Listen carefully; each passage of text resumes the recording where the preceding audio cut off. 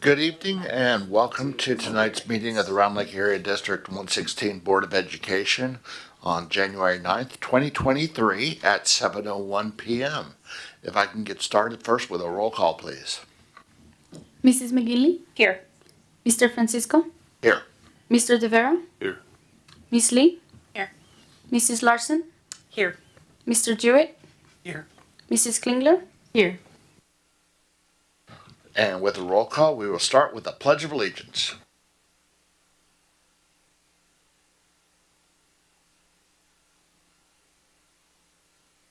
Flag of the United States of America, and to the republic for which it stands, one nation, under God, indivisible, with liberty and justice for all.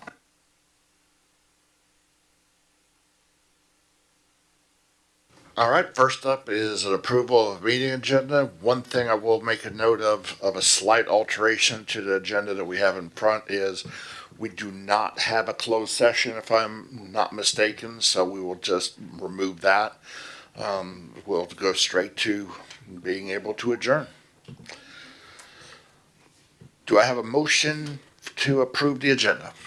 So moved. Second. Motion by Mrs. Klingler, seconded by Mr. Jewett. Roll call, please. Mrs. McGinley? Yes. Mr. Francisco? Yes. Mr. De Vera? Yes. Miss Lee? Yes. Mrs. Larson? Yes. Mr. Jewett? Yes. Mrs. Klingler? Yes. Motion carries. We have an approved agenda, and first up on that agenda are communications to the board, and first up is our BPAC update.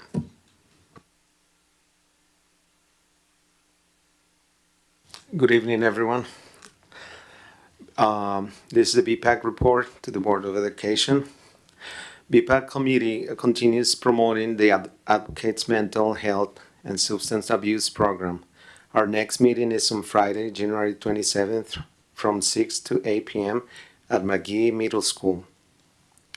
The BPAC committee members attend a Zoom meeting regarding options to bring back the kindergarten students.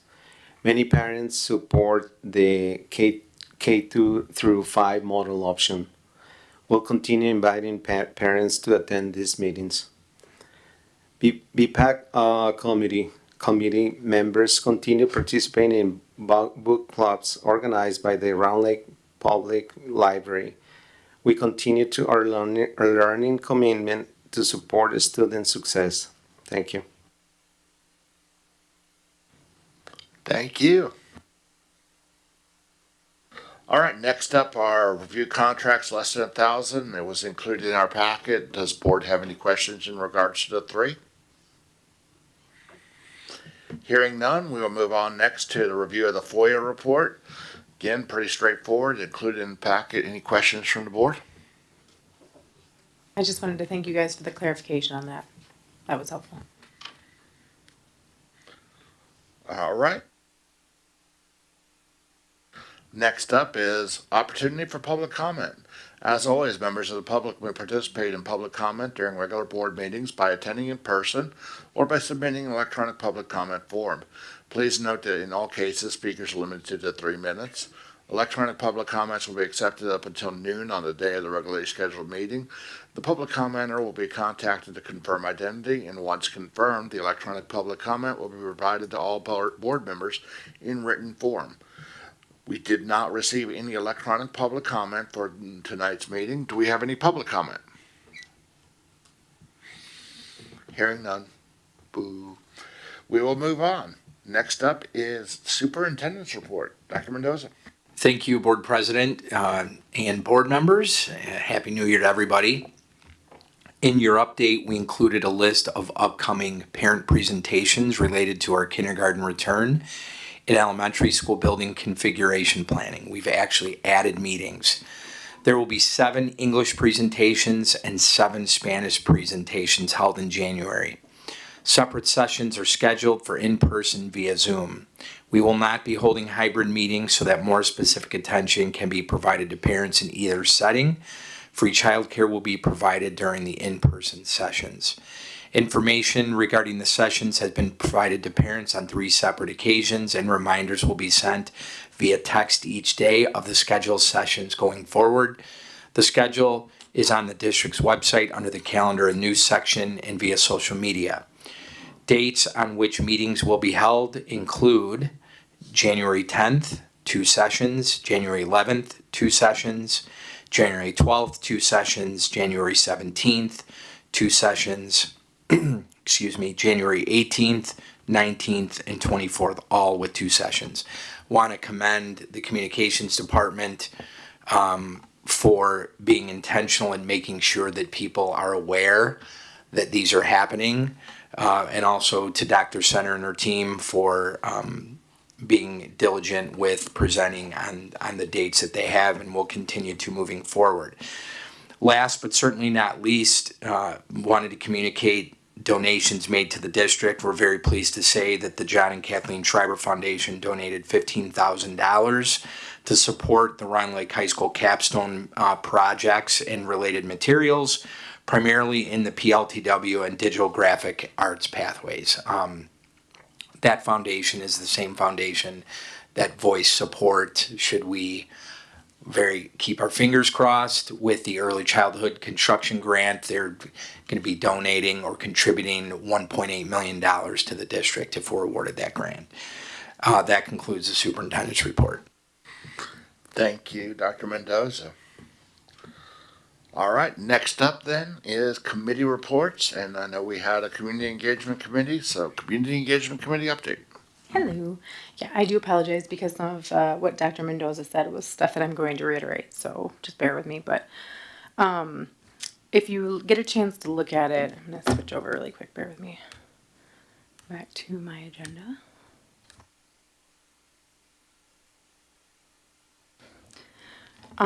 In the packet, you'll see the kindergarten student return to playback school configurations, and this is the one that went out to the parents. There were a couple of additions made to that to make it a little bit more tailored to parents. So as Dr. Mendoza mentioned, we are going to be doing English and Spanish meetings. They want to present them separately owing to the fact that there were some technical difficulties and it was kind of distractive. And they want the message to be real clear. There are going to be, as he said, two separate sessions.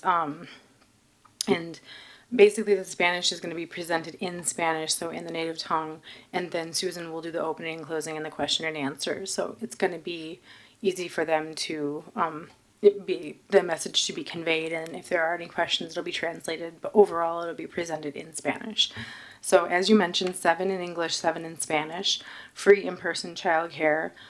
They want to push out the info hard. This was a concern originally that was voiced. Well, I shouldn't say a concern, that's the wrong word. But we had mentioned that we wanted to make sure that the parents were very well versed in what was going on, that they were updated frequently. So I feel like they've been doing a really good job at that. As mentioned by Dr. Mendoza, each day they're going to be texting. It's going to be on the website. And they're going to have, like they said, multiple sessions to make sure that any questions that the parents have are addressed. We talked a little bit about how the partner schools would be structured. Specifically, we discussed RLAS. Because of the size, RLAS will be basically like a school within a school where it functions like half and half, almost as separate schools. We discussed a little bit how pickup and drop-off patterns may change and how the shuttle buses may affect that. We did have some questions about the days, how they will be affected time-wise, and what we learned is that basically the instructional day will not be affected timing-wise, but the teacher's day potentially will be. Knowing that we have this situation coming up where we have to make changes, I think that's to be anticipated, and I think the teachers are aware of that and have been made aware of that. We discussed the questions and answers responses from the teachers. If you look into the packet, you'll see that that's included, some of the questions that were raised and how they responded.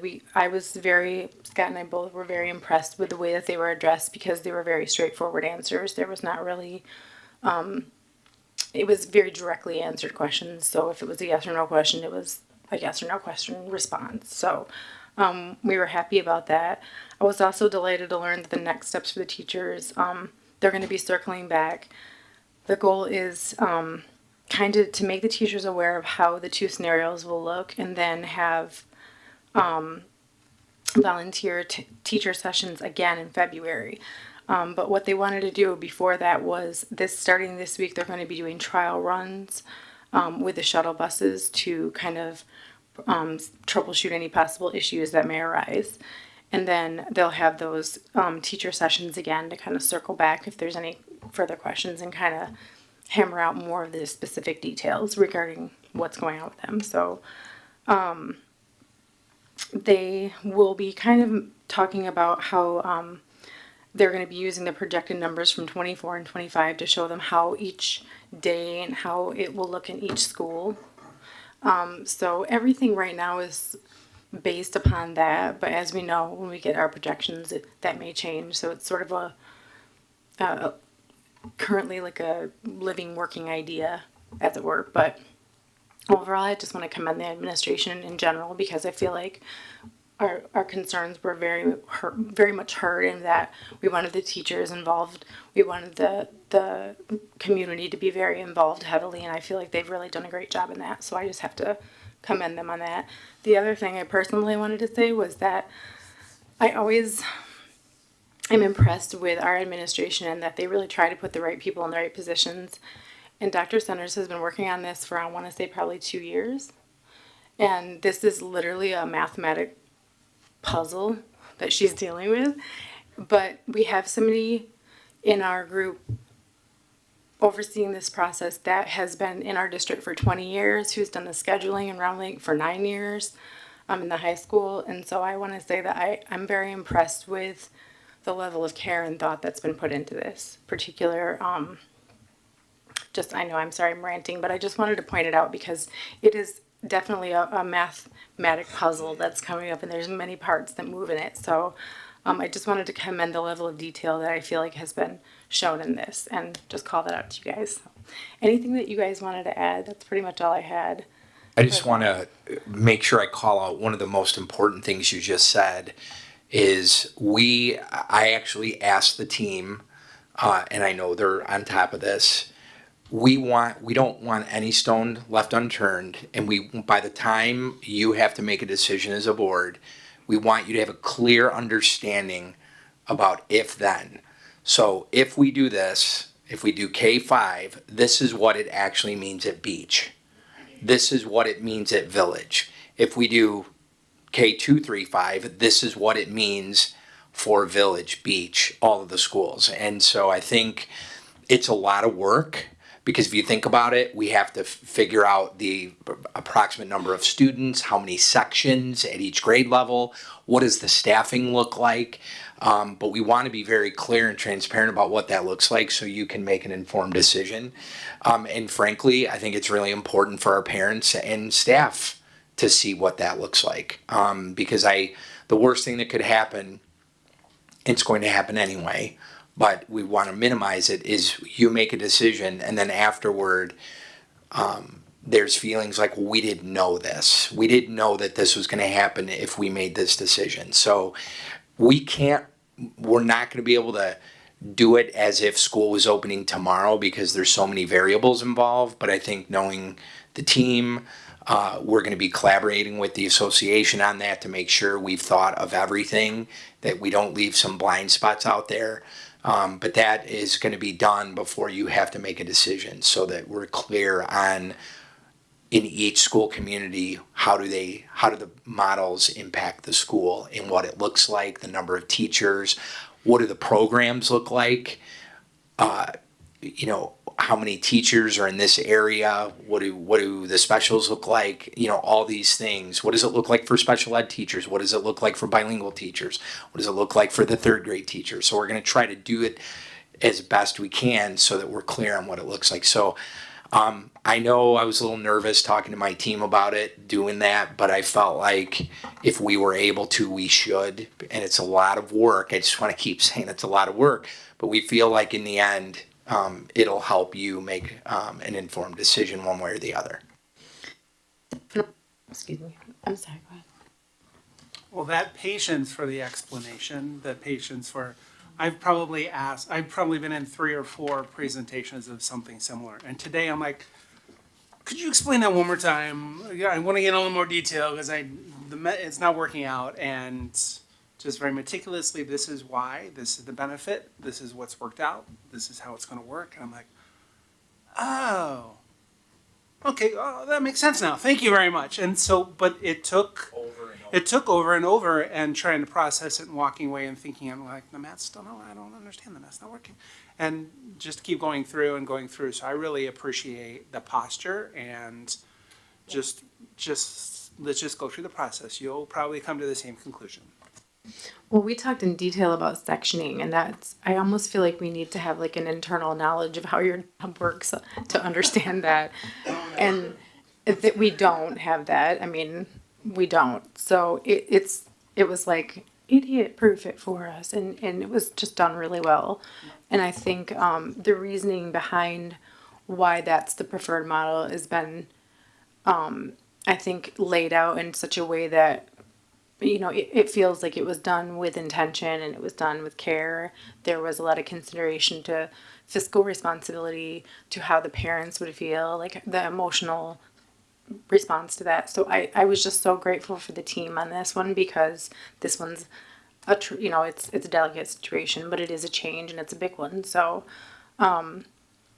like he said, we keep asking sometimes the same question over and over again, but it's really it's a well thought out plan, and it's I think if it goes that way, it would be executed with probably as little trouble or, you know, concern to the community as possibly could. So I just wanted to call that out because I was particularly tonight impressed with it. There was a lot of finer details that we went over. We've been talking about this a long time, so that's my wrap for that. I apologize. So the next thing on our agenda was the marketing materials review. That one I thought was just a beautiful job. I wanted to commend you guys on that one as well. If you guys look at it in the packet, it's basically going to be used. This is going to be the final draft, and there's some links in there. They're going to double check the links before they go, because there was one or two that were looking like they needed to be corrected. But they're going to be putting it on the website and then using it proactively with freshmen to involve them in our activities more. So I'm really excited about this because I just think it looks really nice. It's very clean and organized, and so if you guys get a chance, check that out. It looks nice. But that's really all I had. Please, if you guys have anything else, I know we went over like a lot today, so.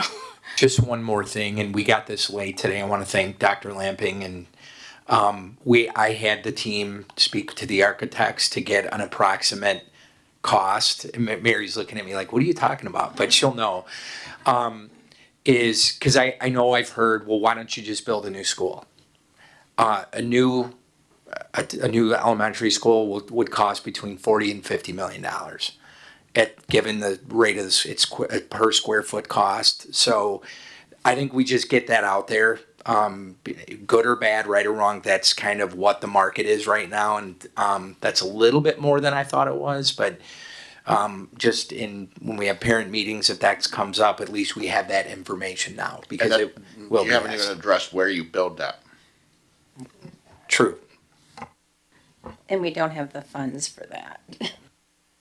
I mean, yes, I mean, there's two issues. We don't have cash reserves to cover that, but frankly, we don't have the debt limit. Even if the community wanted us to bring forward a referendum, we do not have the debt capacity to ask the voters to approve that. It's statutorily not allowable. That's some of the finer details that we were getting into today, and I thought that kind of stuff. And their team is presenting that to people to let them know, and I think that's probably one of the biggest things. There was a lot of concern in the questions from the teachers about specials. There were, what is it going to be? Things on cards, things like that. There were a lot of things and all of it was just addressed with ease, and it's obviously something that they planned and talked about. Why, basically what you said, if not this, then. I was really delighted at the level of granular that we got today, and how it's clear that it's been vetted and thought about. So yeah, okay. Anybody questions? Anything else? I do have some questions. I thought Heather was going to say something earlier. Okay. So I do have some questions because I did go through the communications packet. So in the presentation to the parents, it had the video showing the kids going on the bus and kind of how it really works. Was that type of video shared with the staff? No, we did not present that at the staff meetings, but I'm not sure if Jen mentioned it, but we are planning to go back to all the schools in February. So another round of 7 meetings, and that will be shared with them at that time. Okay, because I thought that was a great visual to really, I mean, because you hear it, but, I think especially for parents, like they keep hearing that there's a shuttle, but to see how it kind of plays out with the scenario that was played in that video was really good. That helps. So I was just curious if that was, and I was going to ask if it wasn't, and Jen mentioned there's that next round. Hopefully that would be shared. Yeah, they the wanted staff. to. I'm sorry, forgive me for just jumping in. They wanted to do like a trial run first with the shuttles, and then I think include that information in. So I think that was, which I think is good. But I agree with that. That in particular, the visual is good. Yeah, the video is a big help. And I know in reviewing the questions from the staff, it talks about what if a child misses the shuttle, then it's obviously up to the parent. I think that really needs to be impressed upon our parents because, again, if I have a kid at Murphy, McGee, and the high school, or really more, the elementary, middle school, it's up, or Murphy and Village, if they're being split, I need to know that's my responsibility to get them to Murphy and Village. Yes, the video that we have right now is, I would call it a simplified version of what we'll be doing, because when you watch it, it shows the different ways that you can get to that neighborhood school, but it doesn't show kids potentially getting off of that bus that they arrived on and getting onto another. So those are things that, we'll talk through that through the parent presentations, and then however we move forward in the future, if we do move in the partner school model, we'll continue to express all the finer details of that shuttle process. Okay. And then when you go back to that second round to the staff, with the questions that we get from the parents, will that be shared with them so they know concerns of the parents? Yes, we can do that. I think what we've found, the staff are more maybe instructional or the behind the scenes planning in the schools than what the parents have asked. But yes, we can certainly share. Some of it might be crossover, I'm sure those it have been might be, but I questions. think this is a huge change if this is the direction it goes for this district. I think it's vital for the staff to be aware of the concerns that parents will have. I think it can only help them if they choose to ignore and not read that information, that's fine, but at least they have it. Because they're going to be on the front line when a parent comes in, what do you mean? How come it's not like this? That's not what I knew. That's not what I understand. But if they can kind of get a sense of what might be coming their way, I think that can only help them to be maybe more aware of what concerns parents will come forward with. We agree. So, because we know, especially at elementary, when your child has one teacher, you tend to reach out to that teacher as a means of answering questions.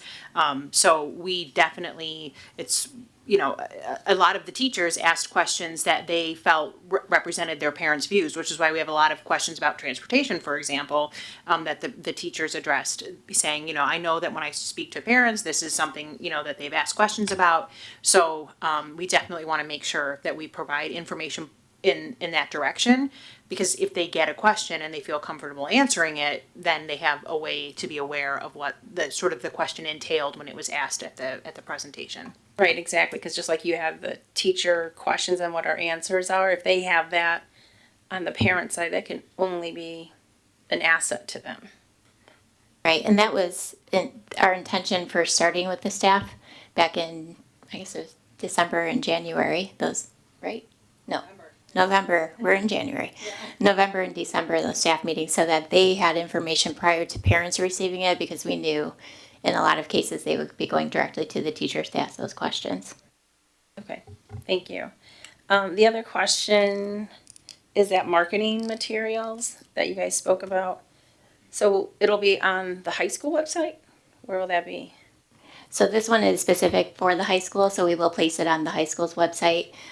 We also talked about having it printed with QR codes across the building, and then this 4-pager printed potentially in the office or the counseling, different locations within the building.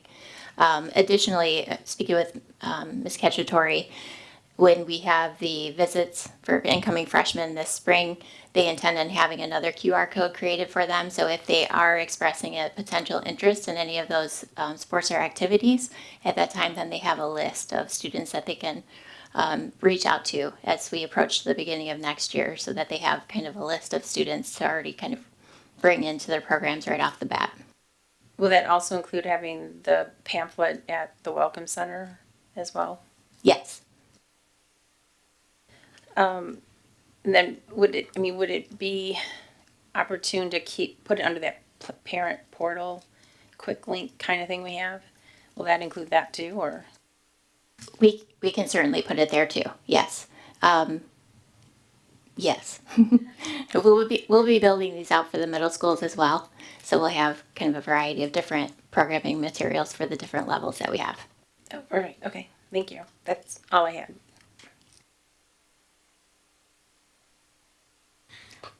Additional questions?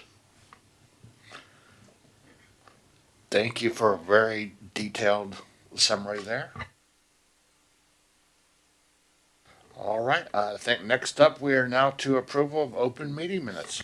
I need a motion to approve the December 19th, 2022 regular board meeting minutes. So moved. Second. Motion by Ms. Lee, seconded by Ms. Larson. Roll call, please. Mrs. Klingler, Yes. Miss Lee, Yes. Mr. Francisco, Yes. Mrs. Larson, Yes.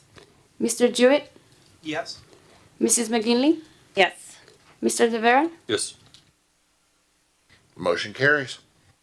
I need a motion to approve the December 19th, 2022 public hearing tax levy meeting minutes. So moved. Second. Motion by Ms. Klingler, seconded by Mr. Jewett. Roll call, please. Miss Lee, Yes. Mr. Francisco, Yes. Mrs. Klingler, Yes. Mrs. Larson, Yes. Mr. De Vera, Yes. Mr. Jewett, Yes. Mrs. McGinley, Yes. Motion carries. I need a motion to approve the consent agenda for the accounts payable report for $470,386.81. The January 9th, 2023 employment report. So moved. Second. Motion by Mr. Jewett, seconded by Mr. De Vera. You're getting it this time. Roll call, please. Mrs. Klingler, Yes. Mrs. Larson, Yes. Mr. De Vera, Yes. Mrs. McGinley, Yes. Miss Lee, Yes. Mr. Francisco, Yes. Mr. Jewett, Yes. Motion carries. I need a motion to approve the proposed revisions to board policies as referenced in the memo. So moved. Second. Motion by Mr. Francisco, seconded by Ms. Klingler. Any questions in regards to the updates and enhancements? Hearing none, roll call, please. Mr. De Vera, Yes. Mrs. McGinley, Yes. Mr. Jewett, Yes. Mrs. Larson, Yes. Mr. Francisco, Yes. Miss Lee, Yes. Mrs. Klingler, Yes. Motion carries.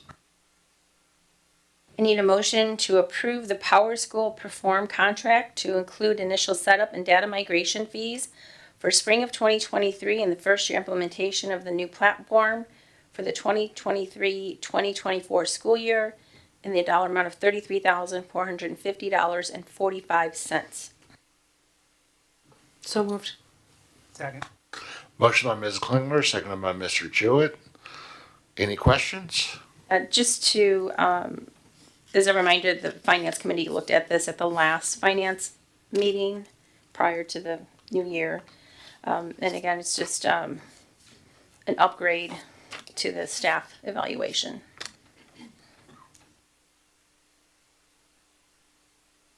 Thank you for that. Roll call, please. Miss Lee, Yes. Mrs. Larson, Yes. Mrs. McGinley, Yes. Mr. De Vera, Yes.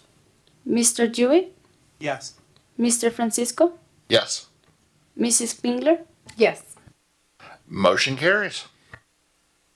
I need a motion to approve the board member travel reimbursement for the joint annual conference, November 2022, in the amount of $1,861. So moved. Second. Motion by Mr. Jewett, seconded by Mrs. Klingler. Roll call, please. Mrs. Larson, Yes. Mrs. Klingler, Yes. Mr. Francisco, Yes. Mr. Jewett, Yes. Mr. De Vera, Yes. Miss Lee, Yes. Mrs. McGinley, Yes. Motion carries. All right, next up is positive occurrences. There's been a couple of girls in the boys basketball game, so it's nice to see them out. There's been a couple of cheer comps. A cheer comp this past weekend at Lakes High School new field house. It's a very nice facility, so kudos to them for having that. But it's just nice to see everything back, all the games back together. Yeah, throw it out there. The holiday season came and went ridiculously fast, as always. And now everybody's getting back into the swing of things with school starting back on Thursday of last week.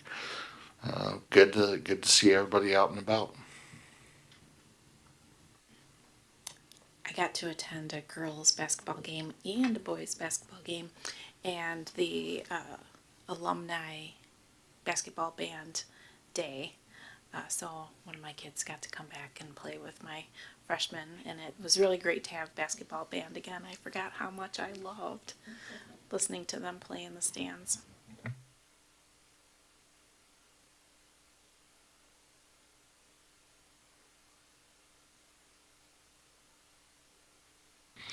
Hearing nothing else, then next we'll move to future agenda items.